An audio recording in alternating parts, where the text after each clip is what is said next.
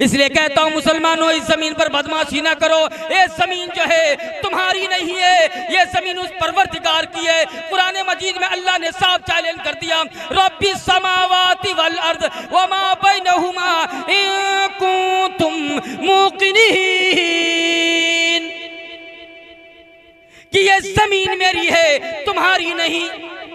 ये आसमान मेरे, ये समंदर मेरे, ये दरिया मेरे, ये समंदर में दरिया के अंदर रेंगने वाला कीड़ा का रोजी देने वाला मैं, ये पहाड़ों पर जो है चींटियों को रोजी पहुंचाने वाला मैं, मेरे सिवा कोई नहीं।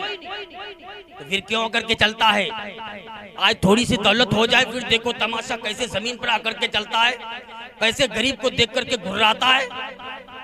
फिर देखो कुरान साहब ऐलान करता है, वल्लाहु यक़बिज़ु व यबसुतु व इलैहि तुरजऊन, कि रोजी का घटाना, रोजी का बढ़ाना मेरे इख्तियार में, मौत का भेजना मेरे इख्तियार में। मैं तुझे या घर में मौत दूं, या तुझे जो है मैं रंगपुरा के चौक पर एक्सीडेंट करवा दूं, या मीरगंज बाजार में एक्सीडेंट करवा दूं, या जो है पूर्णिया के हॉस्पिटल में तड़पा तड़पा के मारूं, या यहाँ से रेफर करवा के दिल्ली एम्स में तुझे मौत खींचूं। ये सब मेरे इख्तियार में है। तो फिर क्यों करके चलता है? मेरे आगे किसी की नहीं, सारा जहान का मालिक मैं। तो फिर तू क्यों आकर के चलता है? कितने बड़े बड़े बादशाह आए, सबको मैंने मिट्टी में मिला दिया। तू किस खेत का मूली है? अल्लाह ने कुरान मजीद में चैलेंज कर दिया, व कमा अहलकना क़ब्लहुम मिनल क़ुरून, कि मेरी जमीन पर बदमाशी ना मचाओ, मेरी जमीन पर अदावत ना करो, मेरी जमीन पर गरीब को परेशान करने की बात ना करो, मेरी जमीन पर किसी गरीब की माँ बहनों को ताकने की बात ना करो, उसकी इज्जत को पामाल करने की बात ना करो। जिस दिन मैं अपने पे आऊंगा तुम्हारे मुल्कों के नाम और निशान मिटा के रख दूंगा। तुम क्या समझता है? इसलिए कहता हूं दोस्तों, 4 दिन की जिंदगी मिली है ना, इस 4 दिन की जिंदगी में अकड़ के ना चलो, ऐसा करके जाओ ताकि तुम्हारा कोई नाम ले। अगर गरीब की दुआ लोगे, खुदा की कसम आपको बीमारी नहीं लग सकती। यहाँ तो हर कोई गरीब के पीछे लगा हुआ है। खुदा की कसम, अगर मलकुल मौत के पास अगर घूस का मामला होता ना, लेन देन का मामला होता, तो बड़े बड़े जितने लोग रंगपुरा में है ना, सब कहते कि हमसे ले लीजिए, 1 लाख ले लीजिए, ये गरीब बगल में है ना, ये बहुत तंग कर रहा है, मुझे गाड़ी लगाने में परेशानी होती है। कहते घर घर हटा लो, हटाता ही नहीं है। आप इन्हीं को हटा लो, पैसा ले लो, मलकुल मौत को देकर के उन्हीं को मरवा देता। खुदा की कसम, अल्लाह के यहाँ और मलकुल मौत के आगे कोई जो है लेन देन और घूस का मामला नहीं होता है। आप जैसा करके जाएंगे वैसा बदला मिलेगा। दोस्तों, कल क़यामत के दिन जब आपसे पूछा जाएगा, तिरभानी की सरजमीन पर जो है वहाँ एक मस्जिद तामीर थी, वहाँ एक इमाम साहब भी जो है रखा गया था। इमाम साहब 5 वक्त वहाँ नमाज भी पढ़ाते थे। आप कितने वक्त की नमाज उनके पीछे पढ़ा करते थे? बताइए दोस्तों, अगर आप उस दिन कहेंगे, झूठ बोलेंगे, इलाही मैं तो जाया करता था, इमाम साहब गायब रहते थे, तो उस दिन कहेगा, फरिश्ते इनकी फाइल को बंद कर दो, जरा इनके जुबान को खींचकर पेशानी में ठोक दो। तो आपकी जुबान को खींच करके पेशानी में ठोक देगा। अल्लाह कहेंगे, इनके जिस्म से गवाही लो। अगर ये नमाज पढ़ता होगा ना, तो बोलेगा, इलाही ये तो नमाज जो है वजू करता था। पैर बोलेगा, ये वजू क्या करता था, नमाज पढ़ा करता था, सारे बताएंगे। लेकिन अगर झूठ बोलेगा ना, तो वहां जुबान खींच करके पेशानी में ठोक देगा। कुरान कहता है, फल्यौमा ला तुज़लमु नफ्सुन शैअन वला तुजज़ौना इल्ला मा कुंतुम तामलून, कि उस दिन आपके जुबान खींच करके आपके पेशानी में ठोक दिया जाएगा और आपके आज़ा से गवाही ली जाएगी। आपके हाथ बताएंगे इस शख्स ने किस दिन किस वजू पर कौन सा काम किया था। इंसान बदहवास होकर जमीन पर गिर पड़ेगा, कहेगा, इलाही तू देख रहा था, मुझे तो पता ही नहीं था। इलाही इस बार मुझे दुनिया में भेज, मैं रात दिन जो है मौलाना इजराइल के पीछे नमाज पढ़ता रहूंगा, कुरान पढ़ता रहूंगा, घर जेबे नहीं करेंगे, आप एक बार भेज दीजिए दोबारा। अल्लाह कहेंगे, नहीं नहीं, हो गया, तेरा काम तमाम हो गया। या अय्युहन्नासु तक़ू रब्बकुम, डरो अपने परवरदिगार से जिन्होंने तुम्हें ये आंखें दी। इत्तक़ू रब्बकुम, डरो अपने परवरदिगार से जिन्होंने तुम्हें ये जवानी दी। इत्तकू रब्बकुम, डरो उस परवरदिगार से जिन्होंने तुम्हें ये जुबान दिए। इत्तकू रब्बकुम, डरो अपने परवरदिगार से जिन्होंने ये तुम्हें पांव दिए। अरे अल्लाह चाहता तो तुम्हें गूंगा बना सकता था ना, अल्लाह चाहता तुम्हें नबीना बना सकता था, अंधा बना सकता था, अल्लाह चाहता तुम्हें अपाहिज बना सकता था, लेकिन अल्लाह ने उनमें से नहीं बनाया। आज ठंड के मौसम में रजाई में सोए रहते हो, ये बूढ़ा आदमी मस्जिद में जा करके 2 आदमी नमाज पढ़ते हैं। लानत हो ऐसी जिंदगी पर। अगर आज मर जाएंगे ना ठंडी में, तो ये घर वाले आपको ठंड में ही नहलाएंगे और ठंडे में ठंडा कपड़ा पहना के कब्र में डाल देंगे। पता चलेगा वहां जब कब्र के अंदर में कुछ नहीं पूछेगा आपको कितना औलाद है, कितने रिश्तेदार है, आपकी शादी कहाँ हुई थी, ये नहीं पूछेंगे। आपसे तो ये पूछा जाएगा मन रब्बु का, तुम्हारा रब कौन है, माँ दीनु का, तुम्हारा दीन क्या है, माँ कुंत तक़ुलु फीहा रजुल मोहम्मद, तो मोहम्मद सल्लल्लाहु अलैहि वसल्लम के बारे में क्या अकीदा रखते थे। अगर नेक बंदा होगा, अगर नमाजी होगा, मस्जिद में जाया करता होगा, हाँ भाई मौलाना इजलाल के पीछे नमाज पढ़ता होगा, कुछ दरूद शरीफ भी सीखा होगा, नमाज की नियत अगर सीखा होगा, वो कहेगा मेरा रब अल्लाह है, मेरा दीन इस्लाम है, मेरे नबी काली कमले वाले हैं, 2 जहां के सरदार हैं, जिन्हें अल्लाह ने हक के साथ मबूस किया था। कब्र के जो फरिश्ते हैं कहेंगे इनके लिए जन्नत का लिबास पहना दो, जन्नत का कपड़ा पहनाओ, जन्नत की खिड़कियां खोल दो, कब्र को कुशादा कर दो और जन्नत की हवा आने दो। फरिश्ते कहेंगे ये नेक बंदा है, ये नमाज पढ़ा करता था, आज इनके लिए खिड़कियां खोल दो, जो है जन्नत का लिबास पहना दो। और फरिश्ते कहेंगे तुम नेक बंदे से सो जाओ, जिस तरह दुल्हन सोती है ना, उसको कोई जगाने वाला नहीं होता, इसी तरह तू भी क़यामत तक के लिए आराम से सो जा। दोस्तों, ये चंद दिन की जिंदगी मिली है, ये 4 दिन की जिंदगी में कुछ ऐसा काम करके चले जाइए ताकि आपका नाम लेने वाला होगा। आज मस्जिद वीरान पड़ी है, आज मस्जिद के अंदर में सिक्योरिटी साहब नल भी लगा दिए हैं, पानी का इंतजाम है, एसी का इंतजाम करने वाले हैं, और जो है चटाई का इंतजाम कर दिए हैं, लोटा बदना का इंतजाम कर दिए हैं, मस्जिद में आलीशान जो है फर्श लगा दिए हैं, शीशा लगा दिए हैं, लेकिन कोई नमाज पढ़ने वाला नहीं। आखिर क्या हो गया है आप लोगों को? इसलिए कहता हूं सारी काहिली सुस्ती को छोड़ दीजिए और जो है मस्जिद को आबाद कर दीजिए। इंशाअल्लाह आज से जाएंगे ना भाई, हाथ उठाइए और अपने बच्चों को भी भेजिए। 5 साल 8 साल 10 साल के जो बच्चे हैं, जो घर में 3 टाइम अब कहीं से घूम के आया खाना मांगता है, उनको कहिए सबसे पहले नमाज पढ़ के आओ, मौलाना के पास जाओ, किताब लेके कुरान की तालीम करो, नूरानी कायदा पढ़ो, आम सी पारा पढ़ो, उसके बाद खाना देंगे। जब आप टाइट हो जाएंगे, खुदा की कसम आपका बच्चा हाफिज़ कुरान बन जाएगा इंशाअल्लाह। ऐसा करेंगे ना? बोलिए चचा है, देखिए हर तरफ बेचैनी है, चचा के हाथ में खैनी है। क्या चचा? वही नहीं कहते हैं हर तरफ बेचैनी है, चचा के हाथ में खैनी है। चचा तो खैनी लेके बैठे हैं। इसलिए कहता हूं दोस्तों, जब आप वहां कोई काम नहीं आएगा, जब आप कब्र से उठेंगे बिल्कुल नंगे होंगे, जिस पर लिबास नाम की कोई चीज नहीं होगी। हजरत आयशा सिद्दीक़ा रज़ियल्लाहु ताला अन्हा कहने लगी, अल्लाह के रसूल, जब लोग कब्र से उठेंगे उस दिन हश्र के मैदान में, वहां तो लोग नंगे होंगे, वहां तो एक दूसरे को देखेंगे, तो क्या कहते हैं? देखिए अल्लाह के रसूल ने क्या, अल्लाह रसूल कहते हैं, आयशा कुरान कह रहा है वनुफिका फिस्सूरी फइज़ाहुम मिनल अजदासी इला रब्बिहिम यंसिलून। बेशक लोग कब्र से नंगे उठेंगे, मर्द औरत बूढ़े बच्चे नौजवान, लेकिन वहां कोई किसी को नहीं देख सकता। क्यों? कि वहां लोग अपने अपने आमाल की मिकदार डूबा हुआ होगा, कोई खून में डूबा हुआ होगा, कोई जो है पीप में डूबा हुआ होगा, कोई पसीने में डूबा हुआ होगा, कोई नहीं भाग सकता। आप जो इंसान जैसा यहाँ अमल करके जाएगा ना, वैसा वहां निकलेगा, वहां कोई किसी को नहीं देख सकता। जो है पीप में डूबा हुआ होगा, खून में डूबा हुआ होगा, जो है वहां पसीने में डूबा हुआ होगा। तो फिर अल्लाह के रसूल से आयशा कहती है, अल्लाह के रसूल कैसे? अल्लाह के रसूल ने इरशाद फरमाया, ए आयशा अल अम्रु अशद्दु मिन अन यंजुरा बाज़ुहुम इला बाज़। कि उस दिन सूरज बहुत नजदीक आ जाएगा, उसकी गर्मी और तपिश से लोग बदवा से परेशान होंगे, पसीने में शराबोर होंगे, लोग अपने अपने आमाल के मिकदार पसीने में गर्क होंगे। तो दोस्तों वहां कोई काम आने वाला नहीं। जिस बच्चे को गोद में लेके बैठे हैं, जिस बच्चे के लिए आप खून जलाते हैं, जिस बच्चे के लिए पसीना बहाते हैं, जिस बच्चे के लिए आप दिल्ली कमाने जाते हैं, कल कयामत के दिन हश्र के मैदान में ये बच्चा साथ छोड़ देगा।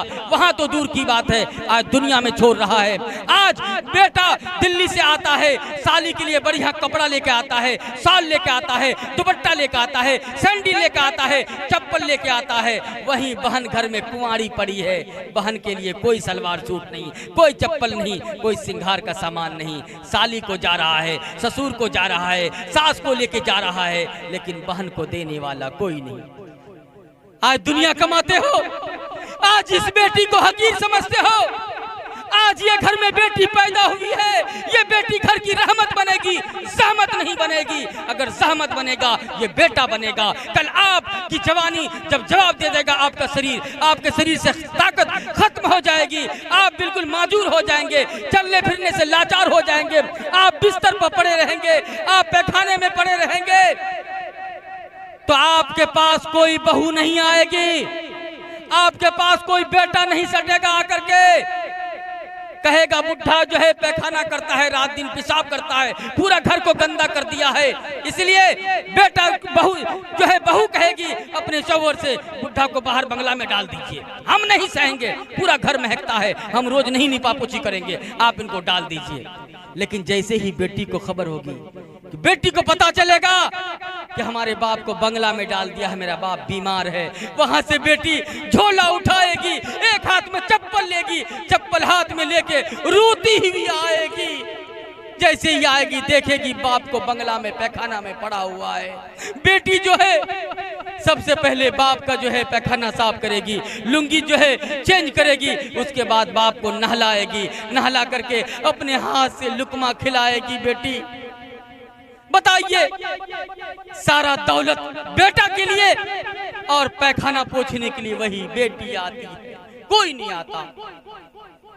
आज लोगों को पूछते हैं, मौलाना इजराइल साहब के पास जाते हैं, कहते हैं मेरे घर में बीमारी है, मेरे घर में चारों तरफ से परेशानी है, मौलाना साहब बरकत नहीं है। कैसे बरकत होगा?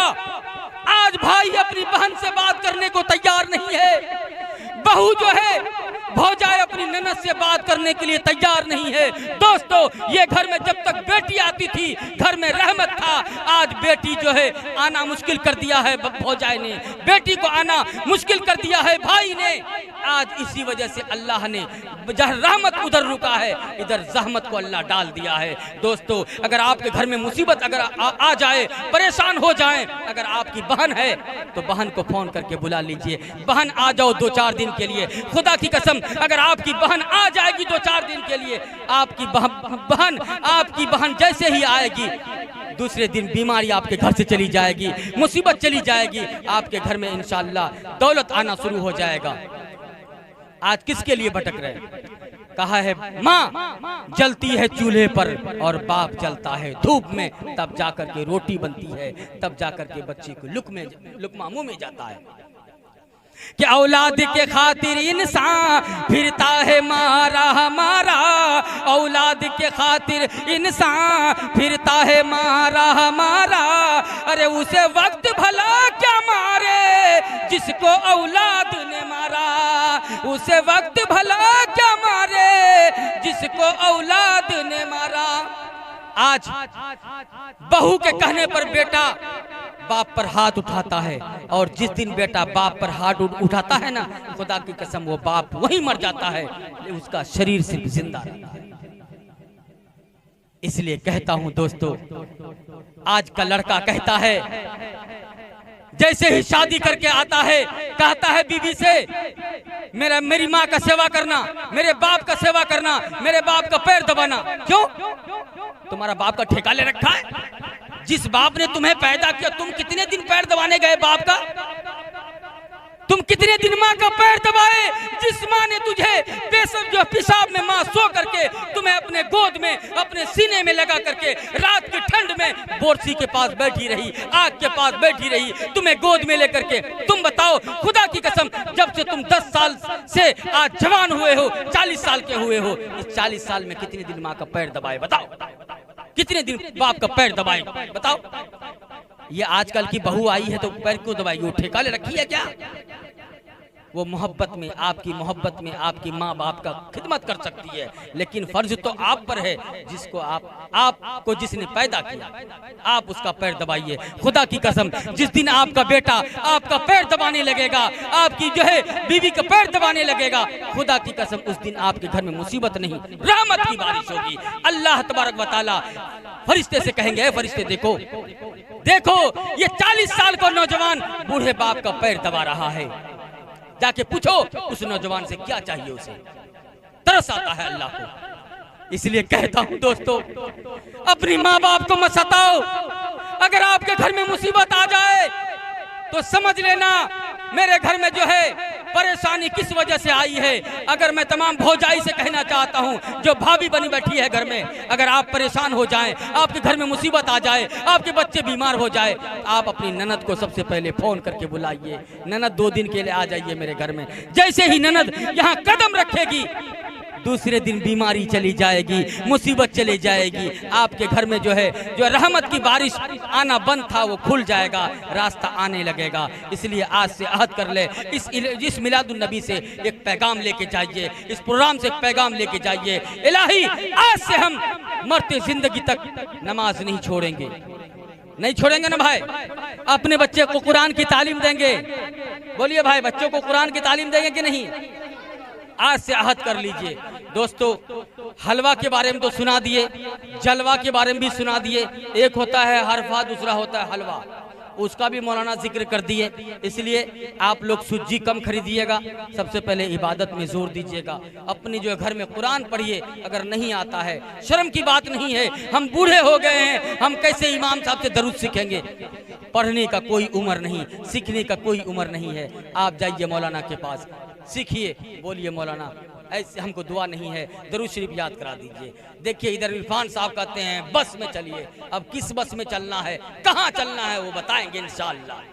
इसलिए कहता हूँ ये रमजान का महीना आने वाला है, इस महीने का कदर करने वाला बन जाइए, इस महीने का एहतराम करने वाला बन जाइए। खुदा की कसम, अगर आप बीमार हैं अभी से अहद कर लीजिए, इलाही ये 2026 का रमजान का महीना आ रहा है, हम इस महीने में रोजा रखेंगे, चाहे मेरी सांस अटक जाए, या रूह परवाज हो जाए, या दम निकल जाए, या पैर का कुल्ला निकल जाए, लेकिन हम रोजा रखेंगे। अहद कर लीजिए, खुदा की कसम बीमारी आपको छोड़ के चली जाएगी। जब आप डट जाइएगा ना, खुदा की कसम बीमारी चली जाएगी। इसलिए आज से अहद कर लीजिए।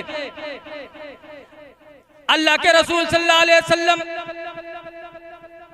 शाबान कहता शाबानु शहरी व रमजानु शहरुल्लाह, अल्लाह के रसूल फरमाते हैं कि शाबान मेरा महीना है और रमजान अल्लाह का महीना है। ये अल्लाह का महीना में आप सुस्ती काहिली ना कीजिए। आज तो मजदूरों को बहाना मिल गया है, आज लोग परवाह नहीं करते हैं कि रोजा क्या चीज है। आज रोजा को खामखा लोग यूं बर्बाद कर देते हैं।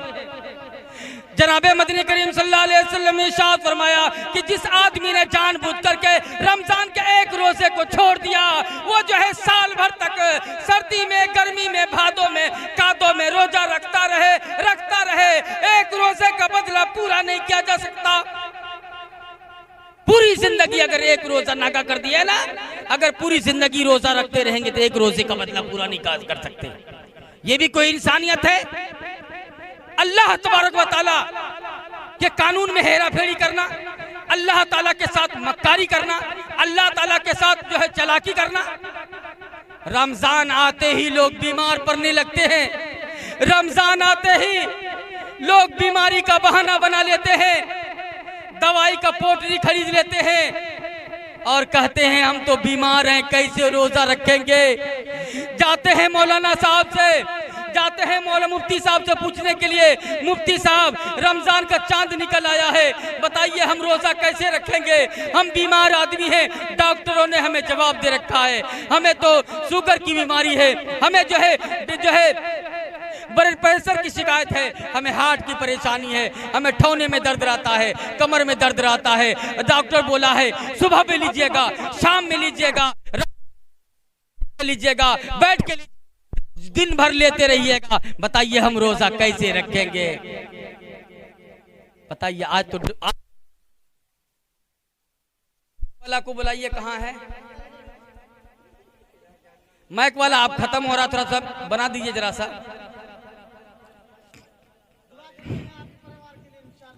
आज तो मजदूरों को बहाना मिल गया है। आप देखेंगे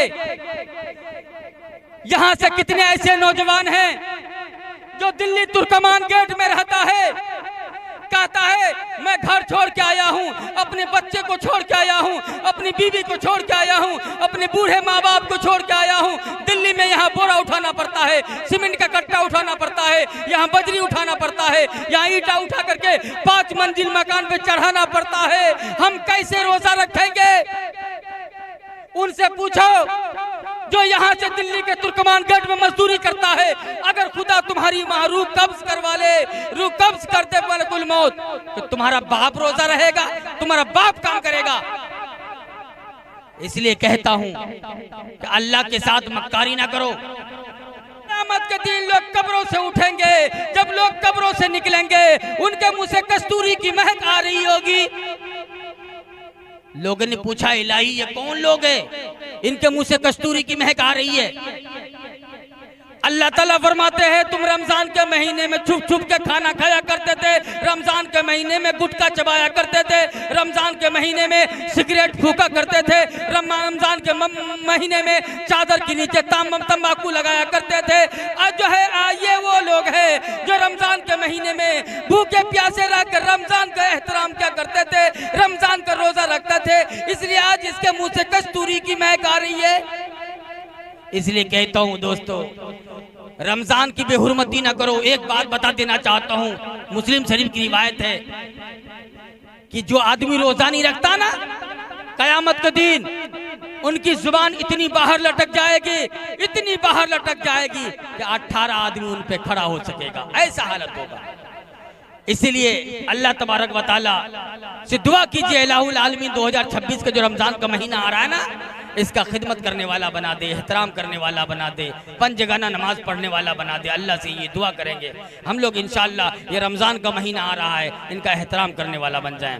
तोहफा ये मुसलमान को रमज़ान मुबारक हो, तोहफा ये मुसलमान को, तोहफा ये मुसलमान को रमज़ान मुबारक हो, तोहफा ये मुसलमान को लेकर ये आ गया है बेशुमार बरकतें, दिन रात बरसती है अल्लाह की रहमतें, तोहफा ये मुसलमान को रमज़ान मुबारक हो, तोहफा ये मुसलमान को।